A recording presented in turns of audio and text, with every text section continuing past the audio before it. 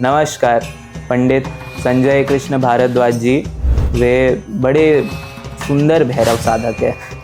वे श्री विद्या के उपासक है, वे बड़े वास्तु के जानकार है अथवा ज्योतिष विद्या में भी बड़े पारंगत है। अभी हम पुनः उनके साथ जुड़े हैं पूरे एक पॉडकास्ट को लेके। आज का जो विषय होगा वो होगा भैरव जी के ऊपर। भैरव जी कौन है? कई लोग उनको शिव का अवतार मानते हैं, कई लोग उनको शिव का पुत्र मानते हैं। शिव महापुराण में ऐसा बताया गया है कि जब भगवान शंकर ब्रह्मा जी के अपराध पर उनको दंड देने के लिए उद्यत हुए तब उन्होंने भैरव रूप लिया था। और जो भैरव जी के हाथ में जो कपाल है वो ब्रह्मा जी का ही ब्रह्म कपाल है, इसलिए भैरव शिव रूप ही है।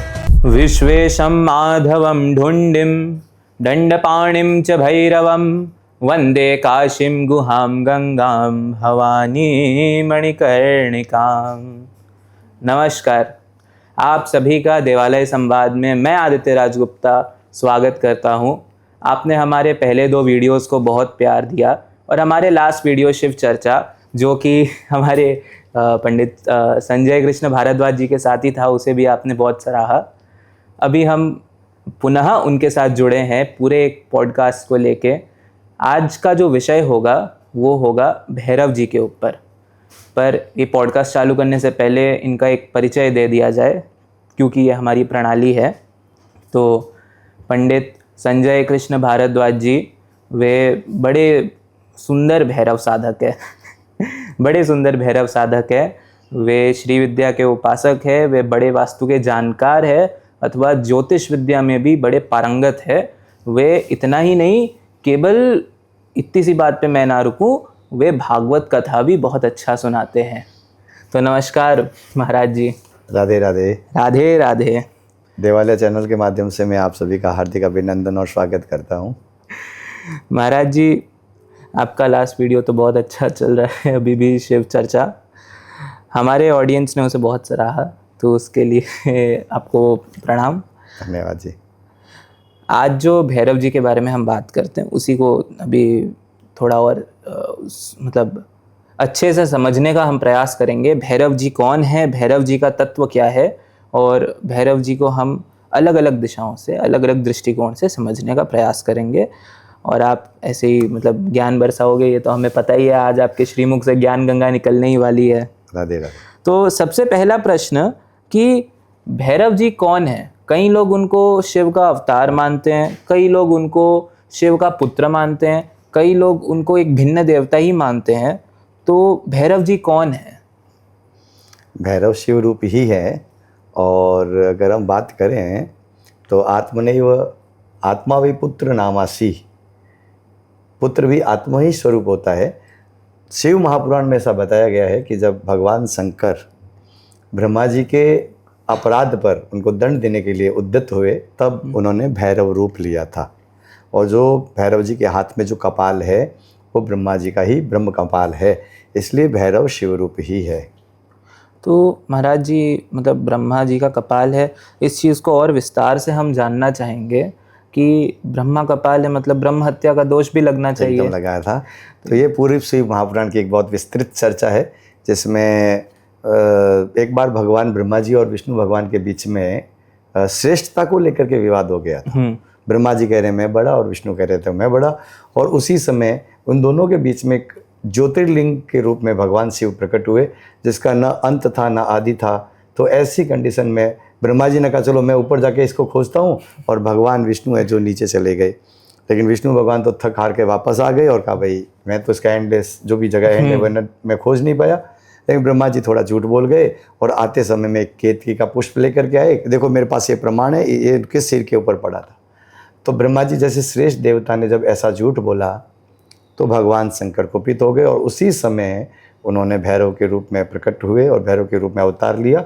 और पहले ब्रह्मा जी के 5 सिर हुआ करता था, ऊपर एक सिर हुआ करता था, उसको उन्होंने काट दिया था। और उसी से भगवान भैरव जी को ब्रह्म हत्या का दोष लगा था और वो पूरी सृष्टि में घूमे, कहीं पर भी वो ब्रह्म हत्या से छूटे नहीं।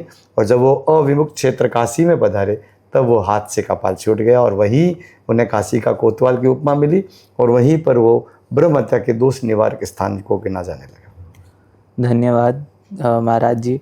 काशी के बारे में हम बाद में चर्चा करेंगे, पर उससे पहले आपने भैरव जी की उत्पत्ति की कथा सुनाई। अभी हम भैरव जी के स्वरूप को समझना चाहेंगे। महादेव को हम देखते हैं, यहाँ पे भी हम देख सकते हैं, महादेव को हम यूजुअली देखते हैं कि बड़े शांत स्वरूप, गौर शरीर और सुंदर सर पे जटाएं, चंद्रमा सुशोभित, त्रिशूल डमरू लेके घूमते हैं। उसी को छोड़ के ऑन दी अदर हैंड हम लोग जब भैरव जी को देखते हैं तो कई लोग उनसे डरते भी हैं उनके स्वरूप के कारण। तो भैरव जी के स्वरूप को, वो कैसे दिखते हैं और उनका वैसा वर्ण, वैसा रूप क्यों है, उसको भी हम समझना चाहेंगे। एक सीधी सीधी सी बात है, झांकी रही भावना जैसी ही प्रभु मुहूर्त देखी दिन वैसी। तो भैरव जी शांत स्वरूप भी है, भैरव जी उग्र स्वरूप भी है, और वेदों में पुराणों में भैरव जी के 3 स्वरूप बताए गए हैं, सात्विक, राजसिक और तामसिक। तो जिसके जैसे जैसे भाव होते हैं वो वैसे वैसे स्वरूप की उपासना करता है। वैसे बाल भैरव भी होते हैं जो बहुत शांत हैं, गौर भैरव होते हैं वो शांत होते हैं, काल भैरव जो होते हैं वो उग्र देवता होते हैं और उनकी उपासना उग्र तरीके से, और जो भी वेदों में जो तांत्रिक पद्धति से बताएगी उसके हिसाब से उसकी पूजा की जाती है। और भैरव जी वैसे तो कहते हैं कौन 50 क्षेत्रपाल देवता होते हैं, उन्हीं क्षेत्रपाल को हम भैरव की संज्ञा भी देते हैं। और अलग अलग जगह पे अलग अलग भैरवों की संख्या के विषय में बताया गया है। प्रमुख रूप से अष्ट भैरव भी होते हैं, रुरु भैरव, असितांग भैरव, काल भैरव, कपाल भैरव, है ना। तो ये सारे भैरवों की संख्या है। तो जैसे जैसा प्रयोजन होता है वैसे वैसे उस भैरव की हम उपासना करते हैं। तो जो भैरव जी उस समय प्रकट हुए थे ब्रह्मा जी का सर काटने के लिए, और आपने जो मतलब अष्ट भैरव बोले, आपने बाद में इतने सारे भैरवों के नाम लिए, वो सारे भैरव के अलग है। हम मतलब शक्तिपीठों में भी कई सारे भैरव देखे जाते हैं, 51 शक्तिपीठों के 51 भैरव। हाँ। तो क्या जो काल भैरव ने ब्रह्मा जी का सर काटा और जो भैरव भिन्न भिन्न स्थानों में है, वो एक है कि वे अलग है? भैरव एक ही है, उनके कार्य अलग अलग हैं और वो कार्य के प्रभाव से उनका नाम अलग अलग है। तत्व तो एक ही है, लेकिन प्रयोजन के हिसाब से जब काम आदमी कार्यशैली जब बदल जाती है तो उसी का, जैसे हम लोग भागवत में भी देखते हैं भगवान श्री कृष्ण एक ही है लेकिन उनके 1000 नाम है। तो जैसी जैसी उन्होंने लीला की उसी अनुसार उनका नाम पड़ता गया। तो भैरव भी एक ही है, जैसे जैसे भक्तों ने प्रयोजन के कारण से उनका आवाहन किया और उनके उन प्रयोजन को सिद्ध किया, उसी के अनुसार उनका नाम पड़ता गया। धन्यवाद महाराज जी। भैरव भगवान जो है, कहा जाता है कि उनको मदिरा अति प्रिय है, और कई हमारे यहाँ भी ऐसे लोग हैं जो बोलते हैं कि भैरव बाबा को मदिरा प्रिय है तो हम भी थोड़ा मदिरा ले लेते हैं। तो महाराज जी, भैरव बाबा और मदिरा का क्या संबंध है, वो भी एक बार आप यदि हमारे दर्शकों के लिए समझा दें तो बहुत अच्छा रहेगा। आपने एक प्रश्न पूछा है कि जो काम देवता करते हैं आजकल का जनमानस भी वैसा ही उनको फॉलो करता है। तो पहले मैं इस बात पे उत्तर दूंगा, बाकी बात चर्चा हम बाद में करेंगे। देखो, समर्थ को न दोष गोसाई, जो काम देवता कर सकते हैं जरूरी नहीं वो काम हम करें। इसलिए और गीता में भी भगवान श्री कृष्ण ने यही बात कही है कि जो मैं कहता हूँ वो करो, मैं करता हूँ वो मत करो। इसी प्रकार से देवता जो कार्य करते हैं उसमें वो समर्थ होते हैं। आज भगवान शंकर हलाहल विष पीकर के भी आज हमारे बीच हैं और है ना, स्वस्थ हैं। हम लोग तो एक ग्राम जहर भी नॉर्मल पी नहीं सकते। तो जो काम देवता कर सकते वो हम नहीं कर सकते। अगर वो करता है तो वो हमारी मूर्खता है। इसलिए मदिरा पीना एकदम अमर्यादित है, शास्त्र विरुद्ध है। और हम लोग कहते हैं कि भैरव जी मदिरा पीते हैं, ये भी हमारा अज्ञान है। भैरव जी मदिरा नहीं पीते हैं, भैरव जी सोमरस का पान करते हैं। सोमरस एक विधि से बनाया जाता है, एक औषधि होती है। आयुर्वेद में उसका एक पूरा सिस्टम होता है और वो जो सोमरस भगवान को पिलाया जाता है वो हमारे शरीर के लिए फायदेमंद होता है। बट आजकल मदिरा को ही सोमरस कह करके लोग उसे अज्ञानता का प्रचार कर रहे हैं।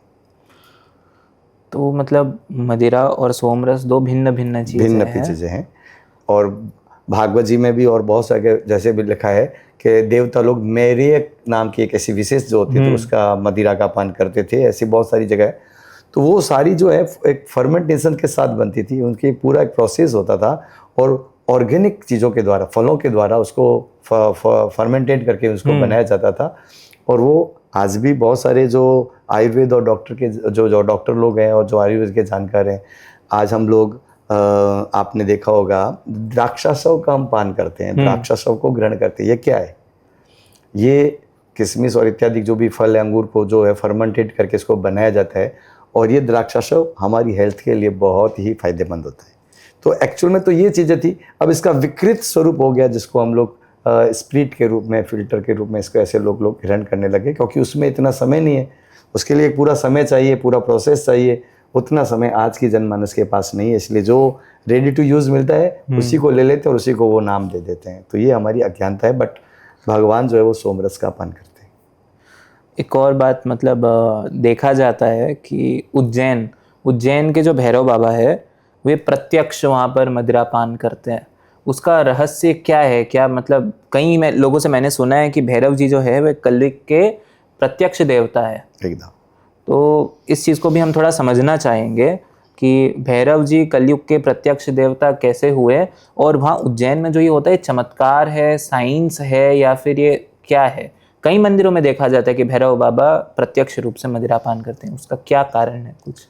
हाँ, सबसे पहले हम भैरव शब्द पर ही आते हैं। हाँ। भैरव शब्द 3 प्रकार के अक्षरों से वर्ण से बन करके बना है। भैरव, भय को देने वाला है, र शब्द से रक्षा होती है, वह जो है वो पूरे संसार को वशीभूत करके रखते हैं, ठीक है ना। तो कलयुग आपने जैसे बताया ना, अलग अलग युग के अंदर अलग अलग देवों की उपासना की जाती है ना। त्रेता सत्युग के अंदर सत्य ही भगवान का आचरण था, भगवान स्वयं सत्य स्वरूप से रहते थे, तो इसलिए सत्य बोल करके ही भगवान का यजन पूजन किया जाता था। फिर समय बदला, युग धर्म बदला, और जनमानस में धर्म के प्रति थोड़ी आस्था कम हो गई और धर्म का एक चरण खंडित हो गया, इसीलिए हम उसको त्रेता बोलते हैं। तो त्रेता में जब धर्म थोड़ा सा कुछ कम हुआ, तब वहाँ पर यज्ञों के द्वारा और अन्य प्रकार के द्वारा भगवान का यजन पूजन होने लगा। और फिर द्वापर आया, द्वापर के अंदर और आया, फिर बताया कि यज्ञों वे श्रेष्ठ तमम कर्म, यज्ञ ही सर्वश्रेष्ठ है, यजन यज्ञों के द्वारा यजन पूजन होने लगा। और अब धीरे धीरे कलयुग आया है। कलयुग में न तो सामग्री शुद्ध मिल पाती है, न वेद मंत्र शुद्ध उच्चारण हो पाते हैं, न क्रिया विधि शुद्ध हो पाती है, कुछ भी शुद्ध नहीं है तो फल शुद्ध कैसे मिल सकता है। इसलिए कलयुग में भगवान भैरव जी का प्रचलन ज़्यादा हो गया। इसमें ज़्यादा सुचिता असुचिता, ज़्यादा विधि विधान, इसमें ज़्यादा कुछ वो फॉलो करने की ज़रूरत नहीं है। हाँ, बस गुरु परंपरा से जो मंत्र और जो विधि प्राप्त हो और उसको प्राप्त कर सकते हैं। तो भैरव के भी 3 स्वरूप बताए। सात्विक स्वरूप में वैदिक प्रक्रिया के अनुसार होता है, तामसिक प्रक्रियाओं में अघोर साधना होती है, और अघोर मंत्रों के द्वारा जैसे संसानिक क्रियाएँ होती है वैसी सारी क्रियाओं के द्वारा, उसमें जो आजकल जो पंचमकार है, मदिरा इत्यादि है, वो सब भैरव बाबा को भोग लगाया जाता है। वास्तव में भैरव बाबा भय को देने वाले हैं और रक्षा करने वाले हैं। तो भय किसको देंगे? जो दुष्ट हैं, जो हमारे आध्यात्मिक पथ में अवरोध पैदा करते हैं, ऐसे जो राक्षसी और आसुरी वृत्ति के लोग हैं उनके मन में भय उत्पन्न करते हैं। और जो हमारे आध्यात्मिक पथ में और हमारी साधना में सहयोग करने वाले दैवीय संपदा से संपन्न लोग हैं, वो हमारे साथ मिलकर के हमारी उस कर्म की रक्षा करते हैं। इसलिए भैरव दोनों काम करते हैं। आपने भैरव शब्द की और भैरव बाबा के कर्तव्यों की, दायित्वों की बड़ी सुंदर चर्चा की।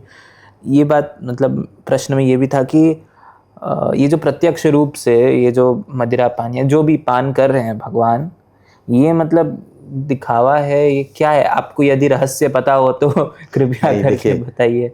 अगर दिखावा होता तो आदमी एक बार कर लेता, 2 बार कर लेता, हजारों और लाखों की संख्या में लोग वहाँ नहीं जाते। तो ये श्रद्धा का विषय है। और निश्चित अगर भावेषु विद्यते देवा तस्मात् भावो ही कारणम, अगर आपके भाव है तो वो मूर्ति जागृत होती है, वो देव जागृत होते हैं। और मैं तो कहता हूँ किसी भी देव विग्रह में देवालय में जाकर के, और आपका तो बहुत सुंदर चैनल का नाम ही देवालय है, तो मैं इसी देवालय के माध्यम से एक बार और जनमानस को ये मैं बताना चाहूँगा कि देव मंदिर में जाकर के भगवान को मूर्ति कहना अपराध होता है। ओ हाँ, क्योंकि मूर्ति तो मृत के रूप में मानी जाती है, इसलिए मूर्ति नहीं होती है। देवता स्वयं जागृत होते हैं, और जो जागृत हैं उन्हें हम मूर्ति नहीं कहते। इसलिए हम जब वैष्णव संप्रदाय में भी जाते हैं, अन्य अन्य संप्रदाय में भी देखते हैं, तो वहाँ भगवान के श्री विग्रह से उनको संबोधित किया। श्री विग्रह, हाँ, उनको मूर्ति नहीं कहा। अरे मूर्ति बड़ी सुंदर है, ये कहना अपराध है। मूर्ति सुंदर नहीं होती है, श्री विग्रह अपने आप में सुंदर होता है, भगवान स्वयं। और जहाँ विराजते हैं वहाँ हमेशा चैतन्य रूप में ही विराजते हैं। वो मृतिका रूप में नहीं है, वो मृत रूप में नहीं है, वो जड़ नहीं है, वो चेतन है। बड़े सरल शब्दों में आपने ये मतलब ऐसे ही समझा दिया। इसमें एक और बात आती है कि भैरव जी को, जैसे आपने बोला कि एक बाल स्वरूप भी है, हम जानते हैं कि एक बटुक भैरव है हाँ, वो बाल स्वरूप ही है। और एक काल भैरव जी है। तो आपने बोला कि भैरव के जो कर्तव्यों के हिसाब से उनका अलग अलग नाम और उनके रूप पड़ जाते जैसे हैं। जैसे उन्होंने लीला की, जैसे जैसे उन्होंने कार्य तो किए। हम बटुक भैरव जी के विषय में भी यदि आप कुछ बता सके, क्योंकि बटुक भैरव की अवस्था तो कुछ 5 साल या 12 वर्ष की बताई गई है। तो बटुक का मतलब ही यही होता है। हाँ। जो 12 वर्ष के भीतर भीतर हो उसे हम बटुक कहते हैं। तो बटुक जो भैरव हैं वो हर कैटेगरी का व्यक्ति उसकी साधना कर सकता है। वो गृहस्थी हो, वो सन्यासी हो, वो वानप्रस्थी हो, अथवा वो एक सामान्य व्यक्ति हो, कैसा भी क्यों ना हो, या उसका जो भी जैसे कहते हैं ना साधना का स्तर कुछ भी क्यों ना हो, बटुक भैरव की साधना करने से उसे कोई भय नहीं रहता है। बट काल भैरव की जो साधना होती है वो बहुत सिस्टमेटिक तरीके से की जाती है। सिस्टमेटिक के साथ साथ उसमें गुरु परंपरा का बहुत बड़ा समावेश होता है। जो गुरु जी आदेश करते हैं, जो गुरु परंपरा से जो विधान मिला है, आप उससे दाएं बाएं जाकर के, लेफ्ट राइट जाकर के काम नहीं कर सकते, क्योंकि उसमें चूक की कोई माफ़ी नहीं है। अगर आप चूक करते हैं तो उसका दंड भी आपको ही भोगना पड़ेगा। हाँ, अगर आप सही प्रोसीजर को फॉलो करते हैं तो रिजल्ट भी आपको इंस्टेंट मिलेगा। वो अच्छा हो भी हो सकता है, वो बुरा भी हो सकता है। सही फॉलो करेंगे तो अच्छा मिलेगा, और अगर आप दाएं बाएं जाकर के भटक जाएंगे तो उसका परिणाम, उसका दंड भी आपको ही भोगना पड़ेगा। बट बटुक भैरव बड़े शांत हैं। और बच्चा, आपने देखा होगा बच्चे की विशेषता क्या होती है, बच्चा कैलकुलेटिव नहीं होता है। हाँ। आप उसे 1 रुपए की चॉकलेट दो चाहे 1000 रुपए की दो, वो दोनों में ही खुश हो जाता है। तो बाल भैरव को या बटुक भैरव को जब जो भी वस्तु हम देते हैं वो बड़े प्रसन्नचित्त होकर के स्वीकार कर लेते हैं।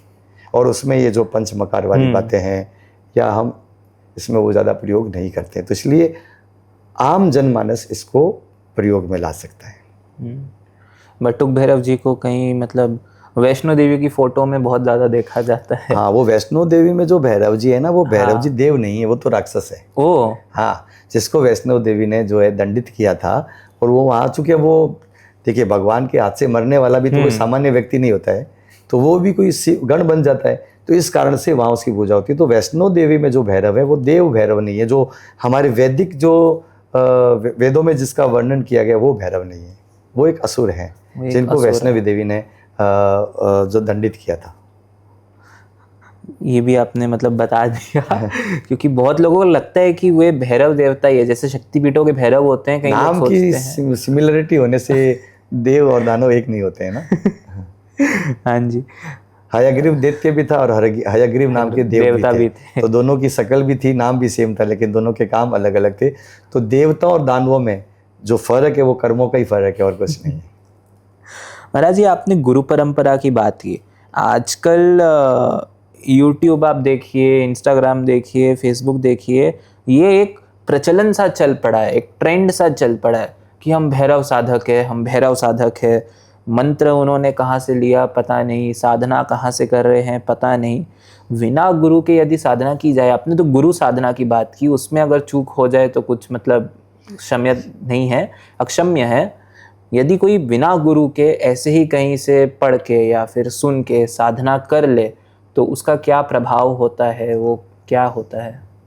परम पूज्य करपात्री जी महाराज अपनी श्री विद्यावरी वश्या साधना की पुस्तक के अंदर एक बहुत सुंदर बात लिखते हैं कि पुस्तक को देख करके, मंत्र को देख करके पढ़ना तो मृतस्व स्वाभि जायते, जीते वो चंडाल के समान है और मरने के बाद वो कुत्ते की योनि में जाता है। इसलिए कभी भी मंत्रों को देख करके, सुन करके नहीं पढ़ना चाहिए। मंत्र श्री गुरु मुख से ही होना चाहिए। मंत्र, गुरु और देव तीनों एक रूप होते हैं, और जब वो उस परंपरा से मिलते हैं तो कितने साधकों की शक्ति एक साथ हमें मिल जाती है। हमारे गुरु जी ने उस मंत्र को जपा, उनके गुरु जी ने जपा, उनके गुरु जी ने जपा, और वो अनादि शिव से वो मंत्र जो है वो प्रकाशित हुए हैं। तो वो सारी गुरु परंपरा के जितने भी हमारे साधक हुए हैं उन सब की शक्ति, और वो जब गुरु हमें मंत्र देते हैं, हमारे कान में जब उपदेश देते हैं, वो हमारे मूलाधार में जाकर के स्थित हो जाता है। फिर वो मूलाधार से उसको जागृत करके सहस्रार तक ले जाना हमारा कर्तव्य होता है।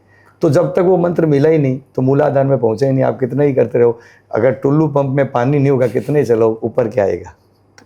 केवल हवा आएगी, है ना। हाँ जी। तो फिर वो प्रोसेस मेहनत तो कर रहे हैं लेकिन वो इतना फलीभूत नहीं होगा। हाँ, कुछ एक्सेप्शनल लोग होते हैं, अपवाद स्वरूप होते हैं कि इनकी पूर्व जन्मों के संस्कार से कुछ कुंडलिनी जागृत हो जाती है, ऐसे कुछ मंत्र निकल जाते हैं या करते करते हो जाते हैं, वो बहुत कम मात्रा में होते हैं। बट गुरु के बिना ज्ञान नहीं है। और हमारे बीकानेर में तो भैरव जी की साधना का बहुत अधिक प्रचलन है।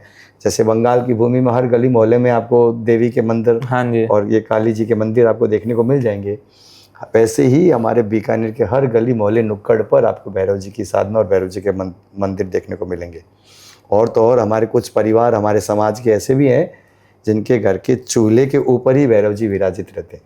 जब तक चूल्हे का भोग प्रसाद बना है, भोजन बना है, भैरव जी को भोग नहीं लगेगा, रसोई से बाहर नहीं आएगा। ऐसे भी भैरव साधक हैं हमारे समाज के अंदर, बीकानेर के अंदर। तो कहने का मतलब है जिसके जीवन में गुरु नहीं उसका जीवन शुरू नहीं। हाँ हाँ, बड़ी अद्भुत बात बोली आपने। और जैसा कि आपने बहुत सुंदर व्याख्या की कि साधना मार्ग में, किसी भी देवी देवता की साधना मार्ग में गुरु का कितना उच्च स्थान होता है। और मंत्र जो होता है वो एक तरीके से देखा जाए तो जड़ होता है, चैतन्य मुख से चैतन्यता प्राप्त करके ही उस मंत्र की सिद्धि संभव होती है। एक बात और कहता हूँ, कई बार क्या एनर्जी आती है तो एनर्जी को कंट्रोल भी करना पड़ता है। कोई मंत्र कहीं गलत, कहीं डायरेक्शन, कई बार अति सर्वत्र व्यज्यते। तो इसलिए गुरु कर्ण धारम, गुरु जो होता है ना वो हमारे मेंटोर होते हैं, वो दिशा देते हैं हमारे को। कुम्हार जो होता है ना, मिट्टी तो मिट्टी होती है, उसे वो आकार देते हैं। तो अंदर से कहते हैं ना, ऊपर से चोट मारते रहते हैं, अंदर से सपोर्ट भी देते रहते हैं। तो आकार जो देते हैं शिष्य को वो गुरु देते हैं।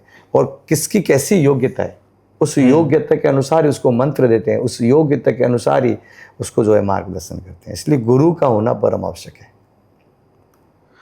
तो YouTube देख के जो लोग साधना कर रहे हैं, आप उनको क्या कहना चाहोगे? देखिए, साधना करना अच्छी बात है, साधना के प्रति मन में भाव होना ये और अच्छी बात है। लेकिन फिर भी गुरु की महिमा को कभी भी कमतर नहीं आंकना चाहिए, क्योंकि आप बहुत सारी चीज़ें इधर उधर से सीख लेंगे लेकिन फिर भी गुरु तो गुरु ही होता है ना। तो मैंने बताया ना, जहाँ हमारी मन बुद्धि विवेक काम करना बंद कर देगा उस समय गुरु हमें वहाँ हमें सुरक्षा देंगे।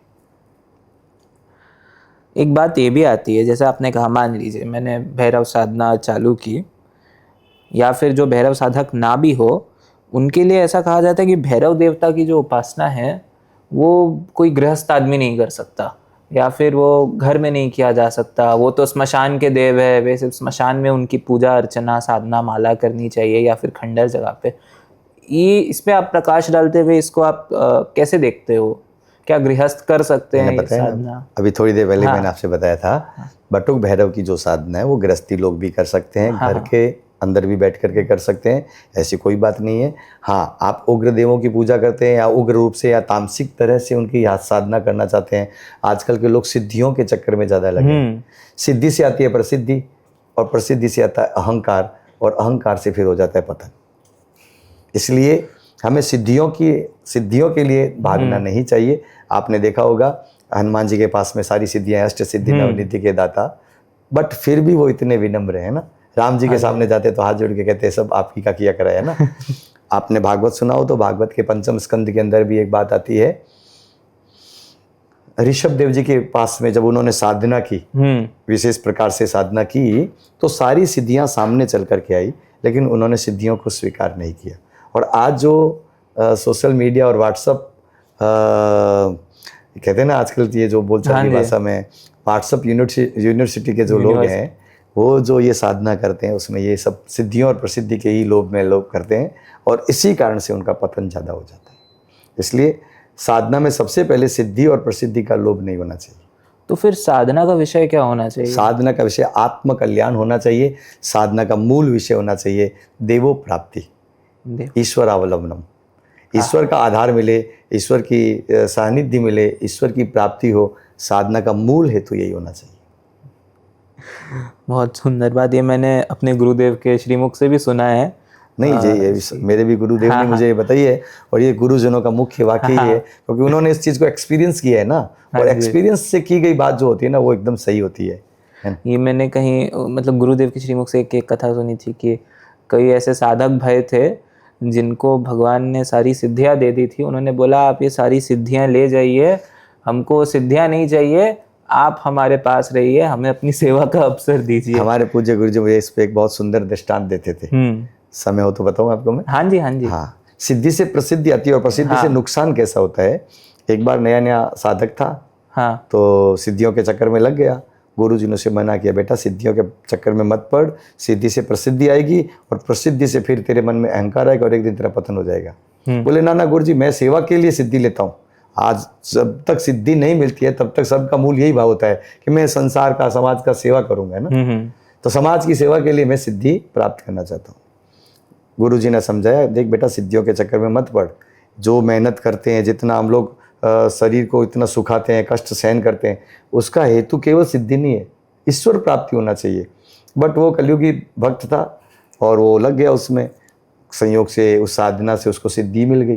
तो उस समय में एक सुखंडी नामक रोग हुआ करता था, ये प्राचीन काल की बात है, और ये बच्चों में ज़्यादा हुआ करता था। और हर माँ बाप चाहते हैं मेरे बच्चे स्वस्थ रहें। तो जिस किसी बच्चे के ये सुखंडी रोग हो जाता था तो फिर उसका बचना लगभग असंभव ही था। तो उसने उसी पे साधना करते हुए भगवान जब प्रसन्न हो गए तो उसने कहा, महाराज मुझे ऐसी सिद्धि दो कि मैं किसी भी सुखंडी से पीड़ित व्यक्ति के बच्चा जो है उसको अगर मैं कुछ ऐसा करूं तो वो ठीक हो जाए।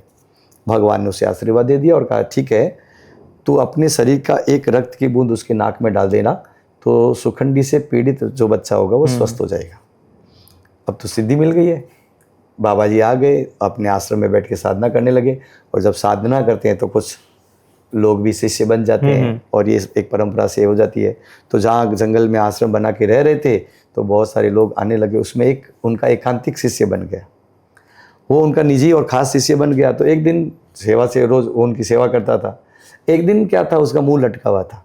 तो गुरुजी ने देखा, क्या बात है, पूछा, बेटा तू तो रोज़ बड़े प्रसन्न चित्त होकर सेवा करता है, आज तेरा मुंह लटका क्यों, उदास क्यों है। तो उसने रोते रोते अपनी व्यथा को सुनाया कि भाई मेरा एक ही बेटा है और उसको सुखंडी रोग हो गया। अब गुरुजी का निजी शिष्य है, एकदम खास शिष्य है, और उसको ये घर में कोई तकलीफ हो तो गुरुजी को तो चिंता होनी है। तो गुरुजी ने कहा, चिंता मत कर, कल तू अपने बेटे को लेकर आना, मैं उसे ठीक करता हूँ। बोले, गुरुजी सुखंडी रोग हो गया, अब तो बचना लगभग असंभव है। बोले, तो चिंता मत कर, लेके आ, बाकी की बाद में देखेंगे। अब वो बच्चे को लेकर के आया और गुरुजी ने अपनी कुटिया में बैठ करके वो सामने हाथ जोड़ के बैठा है श्रद्धा से, और उस बच्चे को गोद में लिया और एक पास में कांटा लेके चुभाया, एक रक्त की बूंद उस बच्चे के नाक में डाल दी। थोड़ी देर में बच्चा स्वस्थ हो गया। आहा, भक्तराज को तो महाराज मन की आशा पूरी हो गई। अब तो गुरुजी के प्रति अगाध श्रद्धा हो गई। अब ऐसे ऐसे करके और गुरुजी के साथ श्रद्धा चर्चा होने लगी। एक दिन उसी शिष्य के किसी परिचित के बेटे को सुखंडी हो गया। वो फिर रोते रोते आया, महाराज जी ये मेरा बंधु है, इसके बेटे को भी हो गया। अब चूंकि वो खास शिष्य है, एकांतिक शिष्य है, तो अब उसके जो मित्र है तो वो भी उनके एक तरह से परिचित हो गए। तो गुरुजी ने फिर दयावश होकर के उस दूसरे बच्चे के भी नाक में अपने हाथ की एक रक्त की बूंद डाली और वो ठीक हो गया। ऐसे ऐसे करते करते महाराज पूरे गांव में प्रसिद्धि हो गई, अब तो पूरे जगत में प्रसिद्धि हो गई। अरे बाबा जी तो चमत्कारी है, रक्त की एक बूंद डालते हैं, क्या मंत्र पढ़ते हैं कि महाराज सारे बच्चे सुगंधी रोग से जो है वो स्वस्थ हो जाते हैं। अब तो रोज भीड़ लगी आश्रम के बाहर। पहले एक दो आते थे, अब एक दो हजार आने लगे। गुरु जी को चिंता होने लगी, कितने के मुंह में नाक में डालूंगा महाराज एक एक रक्त की बूंद। और गुरु जी मना करने लगे, अरे नहीं मेरे पास में कोई सिद्धि नहीं है। और जब ये बात प्रसिद्धि में फैल गई तो अब लोग सुनने वाले नहीं है। अब गुरु जी जब मना करने लगे तो फिर लोगों ने क्या किया, एक दिन गुरु जी को बांध दिया पेड़ से, लगा इंजेक्शन लगा लगा करके सारा रक्त खींच लिया और नाक में डाल डाल के अपने बच्चों को तो ठीक कर लिया। और गुरु जी हो गए गोविंदाय नमो नमः। तब गुरु जी को बात आई कि हाँ, मेरे गुरु जी ठीक कहते थे, इन सिद्धियों के चक्कर में नहीं पड़ना चाहिए। सिद्धियाँ फायदा भी पहुंचाती है, सिद्धियाँ नुकसान भी देती है। इसलिए हमारा साधना का मूल उद्देश्य केवल और केवल भगवत प्राप्ति और ईश्वर की प्रसन्नता के लिए और आत्म कल्याण के लिए, आत्मोत्थान के लिए करना चाहिए। बहुत सुंदर कथा सुनाई है आपने। देवालय के दर्शकों, जो भी आप देख रहे हो, काश आपको मतलब अगर आप यहाँ होते तो आप वो एनर्जी को फील कर पाते। इतनी सुंदर कथा महाराज जी ने सुनाई है और इस कथा को आप अपने जीवन में आत्मसात कीजिए। यदि आप भी साधक हो और आप भी किसी साधना पथ में हो तो निश्चय ये याद रखना, जो भी सीख आपको इस कथा से मिली होगी। आगे बढ़ते हुए महाराज जी काशी की ओर चलते हैं। काशी को कहते हैं कि Varanasi is older than history, yes. वो इतिहास से भी पुराना है। पहला बात, उसका कारण क्या है, वाराणसी क्या है, और ऐसा क्या है कि वाराणसी के राजा, ऐसे तो बोला जाता है कि विश्वनाथ जी वाराणसी के राजा है, काशी का पुराधिनाथ, पर काशी का पुराधिनाथ काल भैरवम भजे, काल भैरव को काशी का पुराधिनाथ कहा गया। ऐसा क्या कारण है? राजा है महादेव, दोनों अभिन्न होते हुए भी ये शिव महापुराण से इसको वापस हाँ। लेते हैं। काशी को अविमुक्त क्षेत्र कहते हैं। हाँ जी। और सब सारी सृष्टि जब कुछ भी नहीं था ना, तब भोलेनाथ ने इस एक पंचकोश की, अब काशी पूरा नहीं, अब तो बनारस बहुत बढ़ गया है, बहुत अच्छा से हो गया है, उसको पंचकोशी कहते हैं। तो 5 कोस के रेडियस के अंदर जो था ना, वो अविमुक्त क्षेत्र है, जहाँ आज भी मणिकर्णिका घाट, हमारे काशी विश्वनाथ स्वयं विराजमान है। तो वो जो है वो भगवान ने साधना के लिए विशेष रूप से चुना था। और जब भैरव जी को ब्रह्महत्या का दोष लगा था, तो भैरव जी त्रिलोकी में घूम करके आए, लेकिन कहीं से उनको मुक्ति नहीं मिली। तब भोले बाबा ने कहा तुम वहाँ जाओ, तुम्हें इस ब्रह्महत्या से मुक्ति मिलेगी। और तब से उस काशी के जो कोतवाल के रूप में हमारे जो है काल भैरव जो वहाँ विराजमान हैं, और जो भी काशी जाता है उनको काल भैरव के दर्शन करना परम आवश्यक है, तभी वो यात्रा सफल होती है।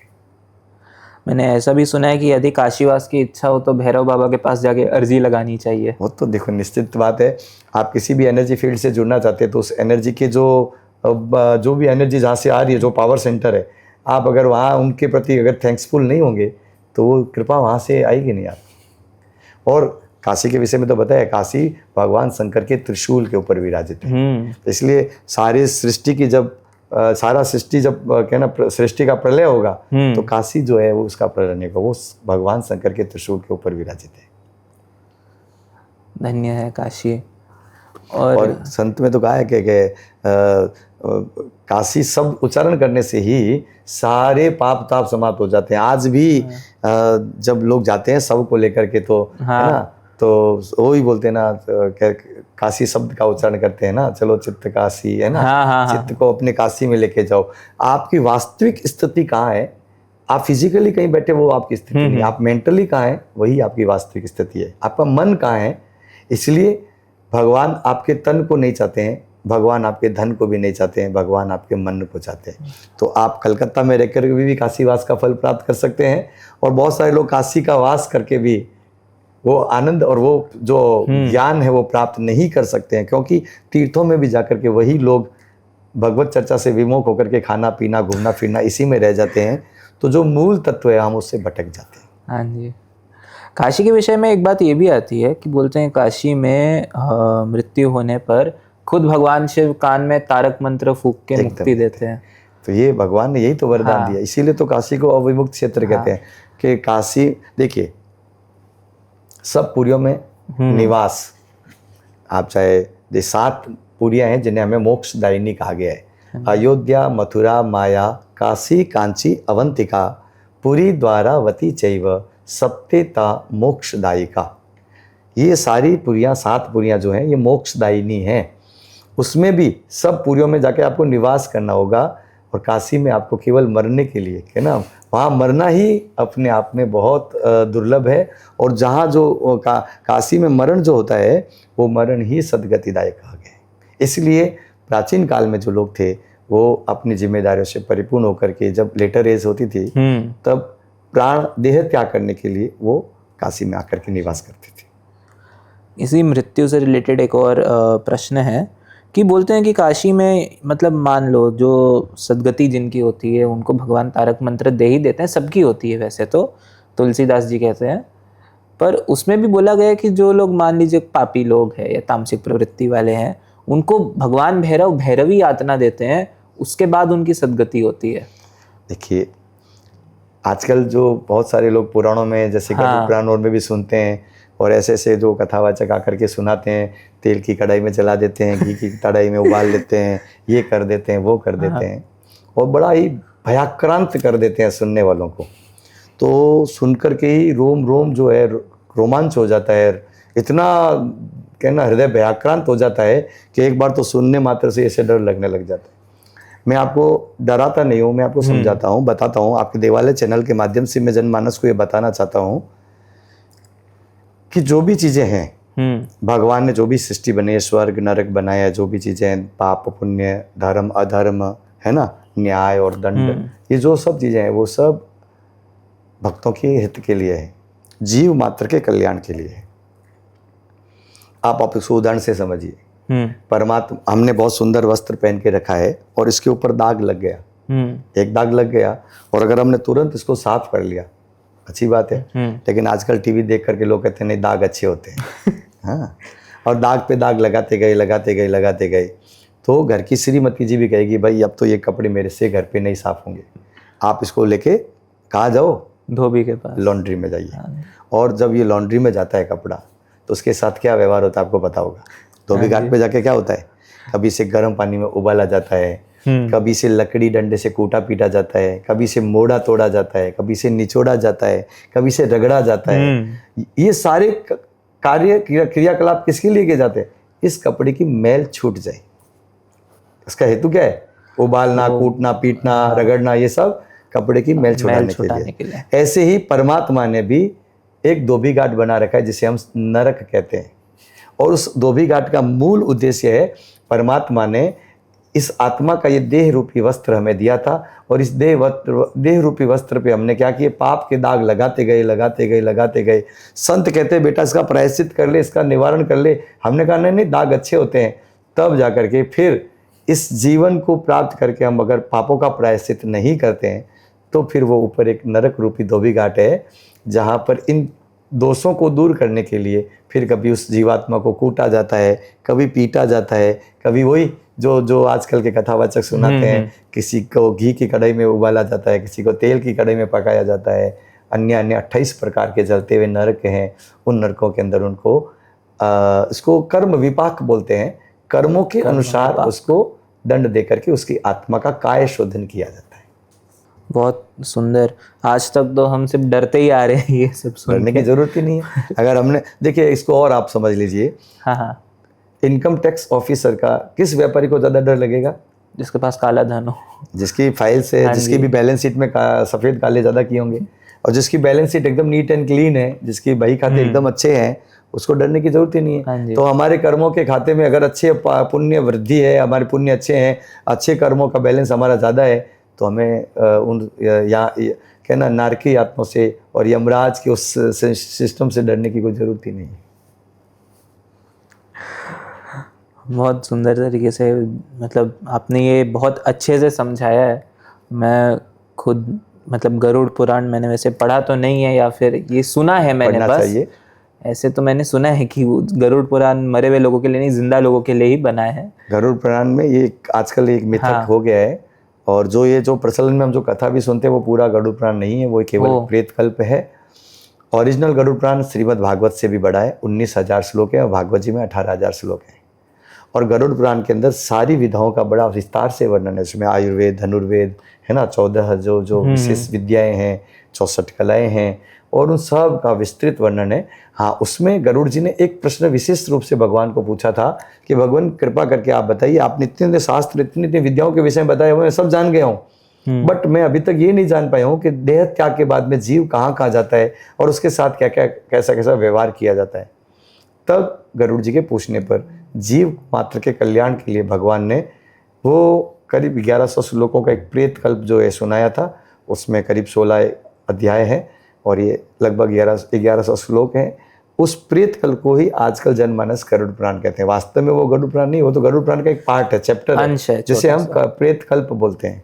वो प्रेत कल्प का एक चैप्टर है जिसको हम सुनाते हैं और सुनते पढ़ते आए हैं। आजकल जनमानस उसी को ही गरुड़ पुराण मान बैठा है। मतलब जो आदमी ऐसे भी चाहे तो गरुड़ पुराण का स्वाध्याय या अध्ययन कर सकता है। सारे पुराण पढ़ने योग्य हैं, और सारे पुराण मनन चिंतन करने योग्य हैं, धारण करने योग्य हैं। तो ये भी एक पुराण है, और मरने के बाद में कहाँ जाएंगे, कैसे जाएंगे, ये भी तो हमारा कर्तव्य होता है ना, कि जब हमें नेविगेशन पता है, डायरेक्शन पता है कि इधर कुछ खतरा है, तो हम अपने को तुरंत अपने आप को जो है डाइवर्ट कर सकते हैं। अगर चले गए उस रूट के ऊपर, और उसके बाद में तो बैक टू पवेलियन वाला कोई सीन नहीं है ना। तो इसलिए जो करना है अभी करना है, इसी मानव देह में रह करके करना है। इसीलिए तो बार बार गोस्वामी तुलसीदास जी महाराज ने रामायण में एक है, बड़े भाग मानुष तन पावा, सुर दुर्लभ सब ग्रंथ निगावा। हाँ। देवता लोग भी इस मानव तन को प्राप्त करने के लिए लालायित रहते हैं। क्यों? क्योंकि जो साधना इस मानव तन में की जा सकती है वो देव योनि में भी नहीं की जा सकती। और साधन धाम मोक्ष कर द्वारा ये देव जो ये मानव तन है यही हमें मोक्ष दे सकता है, यही हमें सृष्टि और पुनर्जन्म भी दे सकता है। चॉइस इज योर्स, आपको क्या करना है ना। तो आपके पास ओपन रास्ते हैं, आप कहीं जिधर चौरस्ते पे खड़े हैं, हाँ। आप चाहे तो संसार की तरफ जा सकते हैं, आप देव योनि की तरफ जा सकते हैं। आपके कर्म अगर थोड़े से नीच तर होंगे तो आप अधो योनि की तरफ, नारकी आत्मों की तरफ भी जा सकते हैं। सामान्य है, पाप पुण्य बैलेंस्ड है तो आप फिर से मानव बन सकते हैं। तो वो आपके ऊपर डिपेंड करता है आप अपने कर्मों से कहाँ जाना चाहते हैं। और ये केवल और केवल मानव देह में ही संभव है, अन्यथा और कहीं नहीं हो सकता। बाकी जितनी भी योनि है वो सब भोग योनि है, चाहे वो देव योनि भी क्यों नहीं है। देव योनि भी उनको मिली है जिन्होंने अच्छे कर्म किए हैं तो वो वहाँ सुख भोग रहे हैं। नार की योनि उनको मिली जिन्होंने पाप कर्म किए हैं तो उनको वहाँ दुख मिल रहे हैं। और ये जितने भी सूकर कुकर कीट पतंग इत्यादि जो मानवेतर योनियां हैं इनके अपने कर्मों के फल इनको मिल रहे हैं। तो एकमात्र मानव योनि ही ऐसी है जो चाहे तो पापों के जो बैलेंस को बढ़ा सकता है, पुण्यों को बढ़ा सकता है, चाहे तो अच्छे और सत्कर्मों के द्वारा और अन्य अन्य चीज़ों को बढ़ा सकता है। महाराज जी, ऐसा हो सकता है कि मानव योनि के बाद वापस हम लोग को कुकर सुकर कीट पतंग बनना पड़े? नहीं, वो तो कर्मों के कारण से बनना ही पड़ेगा ना। वो कर्मों के कारण होता है। देखिए ज्योतिष का भी नियम है, भागवत जी में भी ये बात बताई गई है, कर्मणा जायते जंतु कर्मणैव विलीयते सुखम दुखम भयम क्षेमम कर्म वेवा विपद्यते। जीव को जितने भी सुख दुख मिल रहे हैं या जितने भी ये सब कुछ हम देख रहे हैं सब उनके अपने कर्मों के फल के कारण से मिल रहे हैं। अब वो दुख प्राप्त करता है तो ब्लेम भगवान को करता है, अरे पूर्व जन्म में ऐसे तेरे कर्म रहे होंगे जिसका दंड तुझे आज मिल रहा है। तो ये गहनो कर्मणा गति, गीता भगवती भी कहती है कर्मों की गति बड़ी गहन है, इसे समझना पड़ेगा। आपने महाभारत के प्रसंग से भी सुना होगा, पितामह भीष्म ने भगवान से कहा मुझे मेरे 100 जन्म याद है, मैंने कोई पाप कर्म नहीं किया, फिर मुझे ये बाणों की सैया क्यों मिली? तब भगवान ने कहा थोड़ा और पीछे जाइए, और इतने जन्म के पहले आपने एक बार खेलते खेलते एक सांप को उठा के फेंका, वो झाड़ियों में जाके गिरा तो उतने सूल खुद उसके चुभ गए थे, उसका दंड आज आपको आज मिला है। तो 100 जन्मों से भी आगे के जन्मों के जो हमारे कर्म है, पता नहीं कौन से जन्मों के कर्मों का फल किस जन्म में मिले, वो परमात्मा ही जानता है, वो सुपर कंप्यूटर लेकर बैठा है। बड़ा सहज तरीके से समझाया। और मैंने कर्म और मृत्यु की चर्चा इसीलिए की क्योंकि मैं ये 2 पॉइंट में आप लोगों को भी समझाना चाहता था, क्योंकि काल भैरव अष्टकम में ये 2 चीज़ें आती है कि कर्म पाश मोचकम सुशर्मदायकम विभुम, कि वे कर्म के पाश को नष्ट कर देते हैं। तो काल शब्द कर्म समय से ही तो बना है। हाँ। काल भैरव का मतलब कालातीत है। हाँ। उनके ऊपर काल का कोई प्रभाव जो है लागू नहीं पड़ता है। वो काल को भी जो है वो है ना, एक जैसे आजकल की बोलचाल की भाषा में कहते हैं काल उसका क्या करे जो भक्त हो महाकाल का। हाँ। तो महाकाल की शरण में जो चला जाता है, जो काल भैरव की शरण में चला जाता है, उसके ऊपर काल का प्रभाव नहीं रहता है। हाँ। और काल शब्द से लोग बहुत डरते हैं क्योंकि मरना कोई नहीं चाहता है ना। कितने भी बूढ़े इंसान से भी जाके पूछो तो वो मरना नहीं चाहता है। मृत्यु महाभूत, कोई नहीं चाहता कि मैं मरूं, है ना। तो मरना कोई नहीं चाहता है, लेकिन इस संसार का नाम ही है मृत्यु लोक। तो यहाँ चाहे विद्वान आए, चाहे बलवान आए, चाहे पहलवान आए, चाहे विद्वान या रूपवान या धनवान, कैसा भी वान क्यों न हो, उसे यहाँ से जाना तो पड़ेगा।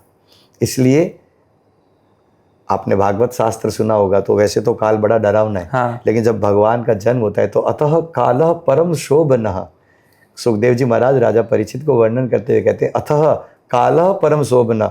जिस समय में भगवान अवतार लेते हैं वो काल भी बड़ा शोभायमान हो जाता है। तिथि वार नक्षत्र योग लगन चर अचर सब अनुकूल हो जाते हैं, तब भगवान का प्राकट्य होता है। तो काल भैरव की शरण में जो जाता है तो कहते हैं ना, तदेव लग्नम सुदिनम तदेव तारा बलम चंद्र बलम तदेव विद्या बलम दैव बलम तदेव, है ना। लक्ष्मी पते तेंग्र योगम स्मरामि। भगवान लक्ष्मी नारायण के चरणों की जो शरण को ग्रहण कर लेता है वही समय उसका सबसे श्रेष्ठ है, वही काल उत्तम है, वही समय, वही योग, वही लगन, सब कुछ अनुकूल होता है। कहने का मतलब है आप उस सुप्रीम पावर से आपको जोड़ना पड़ेगा। वो किसी भी रूप में हो सकती है, क्योंकि ये ब्राह्मणों की बात है, एकम सद विप्रा बहुधा वदंती। वो सुप्रीम पावर एक ही है, वो अलग अलग रूपों में प्रकाशित हो रही है। आपको कौन से रूप में आपका जो है रस है, आप उस रूप से उसका भजन करिए। आपकी इस बात से एक और वाक्य की सिद्धि हो जाती है जो भैरव बाबा के लिए कहते हैं मृत्यु दर्प नाशनम, मृत्यु के दर्प का नाश कर देते हैं भगवान। इससे ये बात भी सिद्ध हो आप जाती है। मृत्यु को क्या समझते हैं? मृत्यु क्या है? मृत्यु मतलब समझ लीजिए, मृत्यु तो मेरे लिए तो ट्रांजैक्शन जैसा है। शरीर नष्ट हुआ, आत्मा दूसरी जगह गई और वापस उसको दूसरा शरीर मिल गया कर्मों के हिसाब से। आजकल लोग मृत्यु के नाम से बहुत डरते हैं। और हाँ। मृत्यु डरने का विषय नहीं, मृत्यु तो हिसाब देने का दिन है। आपने जो जीवन में किया है, आज हम वो जाकर के ठाकुर जी को हिसाब देंगे, वो मृत्यु है। और आपकी एक बात भी सही है, कुछ भी चीज़ नष्ट नहीं होती है, उसका खाली ट्रांसफॉर्म होता है ना। मिट्टी संगठित हुई तो महाराज घड़ा बन गया, और वही विघटित हो गई तो वही मिट्टी के पार्टिकल्स अलग हो गए, विघटित हो गई तो वही मिट्टी जो है घड़ा फूट करके मिट्टी बन गया। ना कोई नष्ट हुआ ना कोई बात, एक आकार प्रकार चेंज हो गया था ना। और उसके साथ साथ आकार चेंज हो गया, उसके जो प्रयोजन्स हैं, अब मिट्टी से तो पानी नहीं भर सकते, लेकिन उसकी जो एक एनर्जी लेवल है वो चेंज हो गया। मेटाफिजिक्स के अंदर ये बात कही गई है, कोई भी चीज़ नष्ट होती ही नहीं है, उसका प्रारूप चेंज हो जाता है बस। गीता जी की बात सत्य हो जाती है कि आत्मा जो है वो हाँ, तो कुछ भी है। हाँ। ये तो एनर्जी लेवल है। इस बॉडी के अंदर जो हमारा जो एनर्जी फील्ड था, वो एक दिन जब हमारी जो भी एक एक कोशिका जुड़ के हमारा ये मूर्त शरीर बन गया पंचभूतात्मक, और जब यही पार्टिकल सब वापस खंडित होंगे और पांचों तत्व अपने जब कारण में जाकर के विलीन हो जाएंगे, तो इसी को हम लय कह देंगे। इसी का नाम मृत्यु है। तो महाराज जी, सृष्टि का जो लय होता है, ये भी हमने सुना है कि महादेव ही है जो ये सृष्टि का लय करते हैं। तो ये मतलब प्रश्न मन में उठता है कि बार बार सृष्टि का लय होता है, बार बार सृष्टि पुनः ब्रह्मा जी बना देते हैं, ये तो चलता रहता है कल्पों तक, मनवंतरों तक। इसका क्या कारण है? वही कहानियाँ दोहराती है, वही चलता रहता है। काल का यहाँ पे मतलब काल की क्या इच्छा है? ये जीवन है तब तक गति है, जहाँ गति रुक जाएगी वहाँ जीवन समाप्त।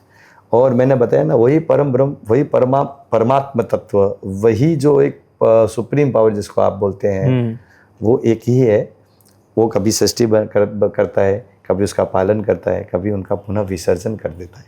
लालन पालन और विसर्जन उसके ये तीनों कार्य हैं, और उसके लिए वो अलग अलग रूप लेता है। तो जो सर्जन करता है उसको हम ब्रह्मा जी बोलते हैं, जो पालन करते हैं उनको हम विष्णु जी बोलते हैं, और जो विसर्जन कर देते हैं उनको हम भगवान शंकर बोलते हैं। तो ये इनका एक कैटेगरी है, कैटेगराइज किया गया उनको अलग अलग कार्यों के विषय से, ठीक है ना। लेकिन है वो एक ही परम तत्व, एक ही है, ठीक है ना। तो जब वो निर्माण करता है तो उसे हम ब्रह्मा बोल देते हैं, जब पालन करते हैं तब उसे हम विष्णु बोलते हैं, और जब वो संहार करते हैं तो उसे शिव बोलते हैं। तो ये मेन बात है। और कुछ बनाना, क्योंकि जब तक चलता रहेगा, चरी वेती तब तक जीवन है। जहाँ रुक गए, थम गए, कहना बस, तो बस वहीं से वो लय है, वहीं कहना बड़ा जीवन समाप्त है। इसलिए भगवान क्रिएटर है, कुछ न कुछ बनाते रहते हैं। खाली बैठना, निठल्ला बैठना, आलसी और प्रमाद करना, ये भगवान का स्वभाव नहीं है। और आपने तो ना, आप अंग्रेजी में हम भगवान को क्या बोलते हैं? गॉड। तो गॉड तो एक शॉर्ट फॉर्म है। आप इसको पूरा फुल फॉर्म में देखें तो क्या होगा? G for generator, O for operator और डी फॉर डिस्ट्रॉयर। तो वो गॉड हमारे सनातन शब्द से ही निकला है। महाराज जी, भैरव बाबा पे वापस आते हुए कि अलग अलग देवताओं के अलग अलग वाहन बताए गए हैं, सुंदर सुंदर वाहन बताए गए हैं। बाबा का बैल, देवी का सिंह और गणेश जी का मूषक। उसी तरीके से उन सभी वाहनों की कहीं ना कोई कथा आती है कि सोमनंदी कैसे प्राप्त हुए पार्वती को तपस्या के समय, शिलाद मुनि के पुत्र नंदी जी, मूषक एक दैत्य थे। उसी तरीके से कथा एकदम, हाँ, अलग अलग वाहनों की अपनी अपनी कथा है।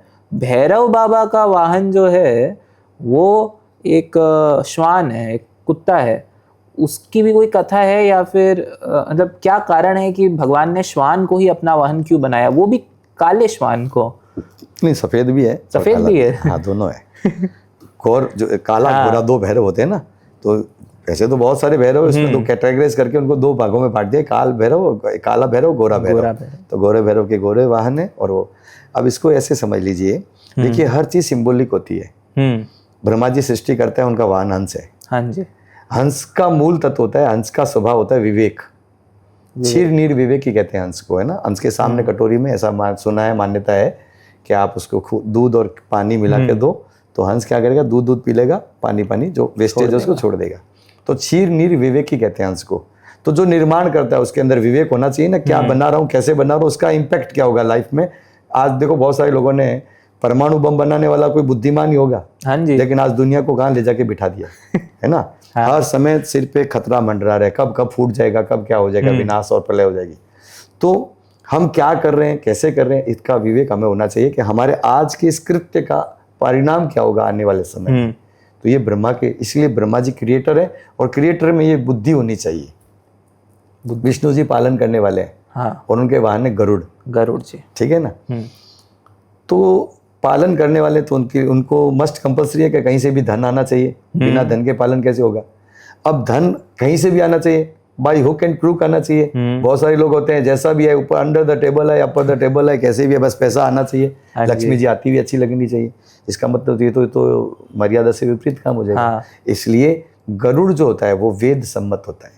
छंदोमयेन गरुड़ेन समूह्यमान, गजेंद्र मोक्ष के अंदर ये श्लोक में बताया गया है। छंद स्वरूप है भगवान श्री गरुड़ जी, यानी कि वो वेद सम्मत है। तो पालन करना जरूरी है संसार का, लेकिन शास्त्र सम्मत वेद सम्मत धन को ग्रहण करके उससे पालना करनी चाहिए, न कि अधर्म से पैसा कमा करके हम किसी का पालन करें।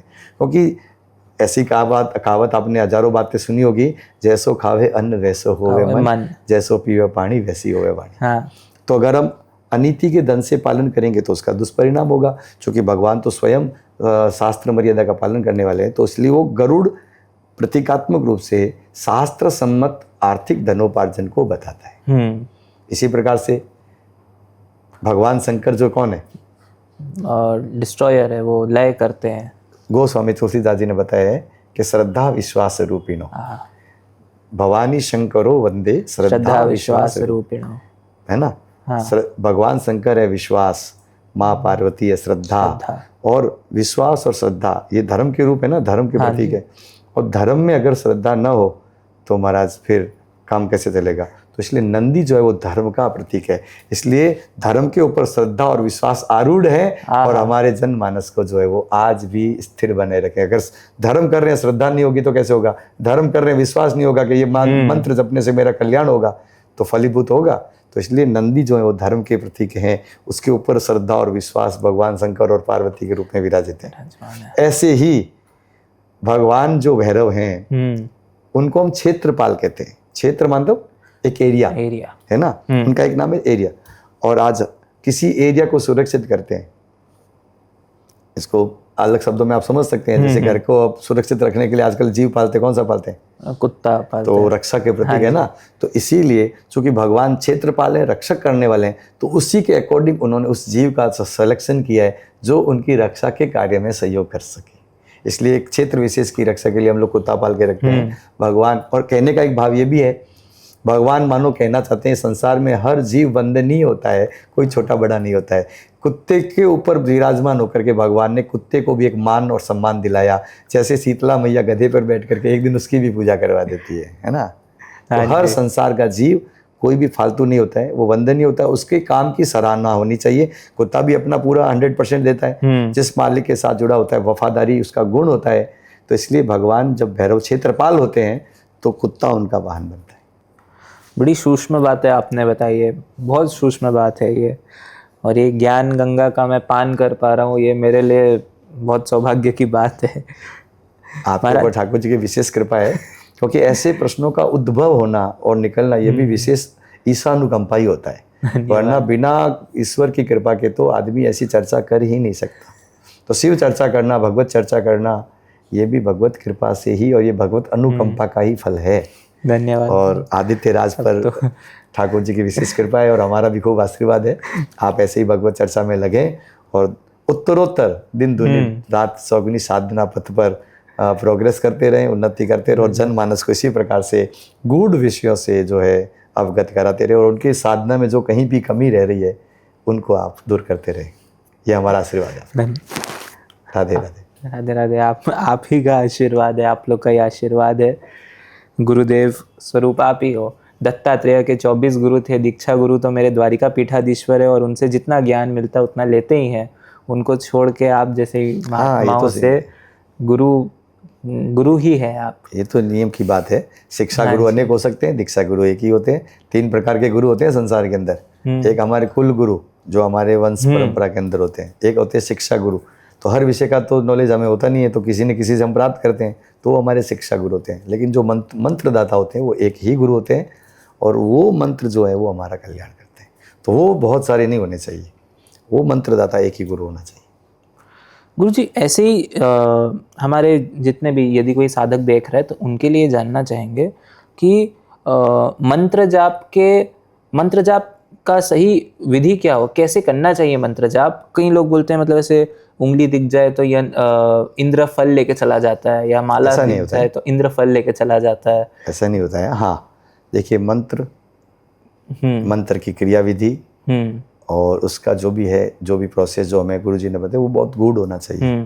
जितना गुप्त होगा, बीज जब हम जमीन में डाल देते हैं हमें पता है ये अंकुरित होगा, लेकिन हम उसको बार बार कुरित के नहीं देखते हैं। एक बार डाल दिया फिर छोड़ देते हैं, फिर जब वो अंकुरित होता है उसके बाद में उसको हम कुरित के नहीं देखते। वो जितना नीचे जाएगा उतना ही ऊपर जाएगा। पीपल के पेड़ की विशेषता होती है, वो जितना बाहर दिखता है उसे 6 गुना नीचे होता है। तो इसी प्रकार से जब गुरु जी ने मंत्र दिया है तो उसे हमें प्रकाशित नहीं करना चाहिए, प्रकट नहीं करना चाहिए। यहाँ तक कि तो गुरु का नाम भी नहीं लेना चाहिए, ऐसा भी प्रत्यक्ष में। और अगर सामने प्रत्यक्ष में है गुरुदेव तो बिल्कुल भी नाम नहीं लेना चाहिए। तो कहने का मतलब इन चीज़ों को आप जितना गुप्त रखोगे वो उतना ही कल्याण करेगी। प्रकटा सो भ्रष्टा, आपने प्रकट कर दिया और धीरे धीरे वो फिर उतना फलीभूत। आपने जैसे अंकुरित बीज को बाहर निकाल दिया उसके बाद वो यूजलेस है, वो फिर फल नहीं देगा आपको। और वो मंत्र जब तक बीज जमीन में गड़ा रहेगा एक विशाल का पेड़ बनेगा, उसकी जड़ें जितनी गहरी होती जाएगी वो अनंत काल तक हमें फल देगा। तो ऐसा ही मंत्र होता है, उसको आप जितना गुप्त रखोगे, जो भी गौमुखी माला है, माला जोली को आपको छिपा के रखना चाहिए। अंगुष्ठ, इस तर्जनी अंगुली का प्रयोग बिल्कुल उसको टच करने में नहीं करना चाहिए। अंगुष्ठ और मध्यमा और अनामिका के द्वारा उसको स्पर्श करके उसको जप करना चाहिए, कपड़े से ढक कर रखना चाहिए। ये सारी जो क्रिया विधि जो है गुरु मंत्रदाता जो होते हैं वो हमें बता देते हैं, और इसको उसी रीति से उसी पद्धति से जब हम जप करते हैं तो उसका हमें 100% फल मिलता है। अदरवाइज हम मंत्र जपते हैं फिर कहते हैं गुरु जी मंत्र तो जप रहे हैं लेकिन वो इतना जितना एक्सपेक्टेड जो लाभ मिलना चाहिए वो मिल नहीं रहा है। उसका कारण यही है। कुछ अंतिम के 1-2 प्रश्न आपसे हम जरूर पूछते हैं कि कई लोग जो है मतलब मान लीजिए जिनको भगवान की साधना करनी है, भैरव बाबा हो या कोई भी देवी देवता हो, उनके इष्ट देव, उनकी साधना करनी है और उनको अभी तक योग मतलब गुरु की प्राप्ति नहीं हुई है, तो उनको क्या करना चाहिए? जैसे आपने बोला कि गुरु प्रदत्त मंत्र ही मुक्ति का मार्ग होता है, और आपने पहले गुरु की महिमा बहुत अच्छे से बताई कि गुरु के मुख से मंत्र लेके उसका जाप करने से ही वो फलदायी होता है। किताब से पढ़ के करेंगे तो वो अमुक व्यक्ति वैसा हो जाएगा। तो जिसकी अभी तक गुरु दीक्षा नहीं हुई है या जिसको गुरु प्राप्ति नहीं हुई है और उसकी इष्ट के प्रति निष्ठा है, तो उसे अपने शुरुआती दौर में क्या करना चाहिए? आपने बहुत अच्छी बात पूछी है, और हमारे पूज्य गुरुदेव भी इसी बात को कहते थे। कोई जाते उनको बोलता था कि महाराज जी हम आपको गुरु बनाना चाहते हैं। बताइए, आजकल के चेले ऐसे होते जो गुरु बनाते हैं, शिष्यत्व ग्रहण नहीं करते हैं, गुरु बनाते हैं। हमें गुरु बनाना है। अरे आप पहले शिष्य बनो, गुरु तो बनाया है, उसको क्या बनाना है आपको, है ना। तो आजकल का ये कलयुग का हो गया, और वैसे भी लोग गुरु भी वैसे ही हो गए हैं सब लोगों को। मैं इस पे ज़्यादा व्याख्या नहीं करूँगा क्योंकि ये युग धर्म की बातें हैं, है ना। इसमें एक बात बताइए कि वर्तते कश्य दूषण, अयम तो युग धर्मो यम वर्तते कश्य दूषणम। ये तो युग धर्म है, ऐसा ही चलेगा, कलयुग के अंदर ऐसा ही होता है। बट हमारे गुरु जी के पास जब कोई भी ऐसा आदमी आता था कि भाई हमें मंत्र लेना है, गुरु बनाना है, ऐसा कुछ करना है, तो वो कहते गुरु तो परम शिव ही है और कोई नहीं है। और सारे मंत्र आगम और निगम रुद्रयामल तंत्र के अंदर ऐसा बताया गया है, वो सब शिव और पार्वती से ही प्रकट हुए हैं। तो अगर ऐसी जब बात हो तो आपको क्या, हमारे पूज्य गुरुदेव एक ही बात कहते थे कि जब आपको लगे कि कोई हमारे योग्य, हमें लगता है कि हम जिनको गुरु बनाना चाहते हैं ऐसे हमें प्रत्यक्ष कोई भी मूर्त रूप में हमें गुरु की प्राप्ति नहीं हो रही है, तो आप शिव को अपना गुरु मान लीजिए। भोज पत्थर पर अमुक जो भी मंत्र आपको चाहिए या जिसको चाहिए तो वो लिख करके भगवान शिव को श्रद्धा के साथ समर्पित करिए, और वहीं पर बैठ करके भगवान का ध्यान मंत्र करते हुए उनकी आज्ञा ग्रहण करके लीजिए, और वही मंत्र आप जपिए, तो आपको वो गुरु परंपरा का पूर्ण फल मिलेगा, क्योंकि सारी गुरु परंपरा शिव से ही निसृत हुई है। और मंत्र जाप और नाम जप में क्या अंतर है? देखिए, मंत्र जाप के लिए पूरी विधि का फॉलो करना जरूरी होता है। उसके लिए आसन की महिमा भी बताई गई है, माला की महिमा भी बताई गई है। ये एक बहुत लंबा विषय है। आसन कामना भेद के अनुसार माला, मंत्र, आसन सब अलग अलग होते हैं ना। अब जितनी अनंत कामनाएं, तो कितनी अनंत मालाएं रखोगे, कितनी अनंत जो है आसन करोगे, है ना। हर कामना के लिए अलग अलग चीजें बताई गई है। तो वो मंत्र जाप के लिए वो सारे विधान है, तो वो करना पड़ेगा। वो नहीं करेंगे तो उतना फल नहीं मिलेगा। या मान लीजिए लक्ष्मी प्राप्ति करनी है तो लाल रंग का आसन लगाना है, और उसके साथ साथ कमल बीज के मंत्र से जप करना है, या लाल चंदन की माला से जप करना है, या मूंगे की माला से जप करना है।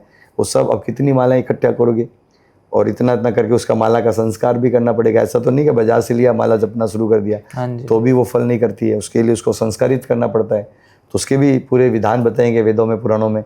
तो वो अनंत बातें वो मंत्र जाप के लिए। लेकिन अब इतना प्रोसेस हर आदमी फॉलो नहीं करता है कि सामान्य जनमानस क्या करे। तो ऐसे समय में आप जो भी देवता आपका इष्ट देव है उसका एक नाम होता है, उस नाम मंत्र को आप चलते फिरते, उठते बैठते, सोते जागते हर समय जप सकते हैं। और मैंने बताया ना, अलग अलग युगों के लिए अलग अलग जो है। तो ये कलयुग है, और कलयुग में गोस्वामी जी ने स्पष्ट कह दिया, कलयुग केवल नाम आधारा, सुमिर सुमिर नर उतर ही पारा। तो नाम मंत्र के द्वारा, यानी जिस देवता का नाम है उसी नाम को बार बार रटते रटते आप इस भवसागर से पार हो सकते हैं। तो इसमें कोई, मैंने बताया ना, पहले भी बताया था, इसमें कोई माला, मंत्र, आसन, आपने देखा होगा बंगाल की धरती पर परम पूज्य चैतन्य महाप्रभु जी हुए, उन्होंने नाम जप की, ऐसी धारा बहाई कि लोगों ने उनको टोकना शुरू कर दिया कि महाराज आप महामंत्र का जाप करते हैं और महामंत्र को गाया नहीं जाता है, उसका तो ये विधान है, इसका तो ये विधान है। तो उन्होंने मंत्र को ही बदल दिया, मंत्र के क्रम को बदल के उन्होंने गाना शुरू कर दिया। आज भी गौड़ीय संप्रदाय में और ये सारे जितने हैं हमारे, तो उसमें ये मंत्र जाप को नाम जप में परिवर्तन करके खूब उन्मत्त होकर के आज जितने भी इस्कॉन के मंदिर के जितने भी अनुयायी है वो ढोल मजीरा बना के खूब नाचते हैं, गाते हैं। तो वो मंत्र नहीं, वो नाम है, नाम है। मंत्र जपने के लिए आपको आसन, गोमुखी माला, ये सब लेना होगा। धन्यवाद महाराज जी, आपने अपना कीमती समय दिया। आपने भैरव तत्व को बहुत अच्छे से उजागर किया, और केवल भैरव तत्व नहीं, भैरव तत्व के साथ गुरु तत्व की जो प्रधानता होती है साधना में, उसको भी आपने बड़े सुंदर तरीके से हमारे लिए, हमारे दर्शकों के लिए उजागर किया। धन्यवाद महाराज जी। राधे राधे राधे राधे राधे। नमस्कार। यदि आपको हमारा कंटेंट अच्छा लगा तो हमारे चैनल को लाइक करें, सब्सक्राइब करें, और हमारी कोई भी वीडियो मिस ना हो इसके लिए आप बेल आइकन दबा दीजिए। और आने वाले टाइम पे आप किसको देखना चाहोगे कृपया वो कमेंट डाउन कर दीजिए। हर हर महादेव, जय श्री कृष्ण, राधे राधे।